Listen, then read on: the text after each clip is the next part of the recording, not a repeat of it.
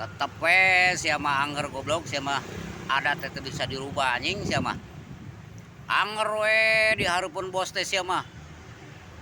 mun pa hareup-hareup lamun ngaroromong teh goblok sia mah aing nu ngadengekeun agen nepikeun kalieur goblok ngadengekeun omongan sia keur ngadu ka bos aing mah demi Allah aing mah tah teu kaharti ku otak aing mah sia ngomong itu ngomong ieu jeung sia mah teu nyaho praktekna goblok sia mah aing anu lieur praktekna aing ngajedog wae teu loba omong nah ari sia mending ngeuna-ngeuna teuing sia mah goblok yeuh ulah kitu neangan duit teh atuh sia teh ka babaturan teh anjing sia teh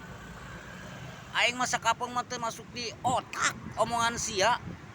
leung lamun eueuh aing ngomong ti hareupeun bos aya aing goblok sia teh da ku aing mah keukeut ka harto otak sia anu kaharti ku aing mah sia mah duit jeung duit goblok ngan ka babaturan nindes sia mah nyilakakeun ka babaturan teu nyaho babaturan nu capena goblok sia teh percuma sia mah neangan duit oge goblok sia mah duit teh halal anu kitu mah menang duit tapi babaturan sia ditincak ditindes goblok setan sia mah dasar iraha rek rubah sifat sia goblok anjing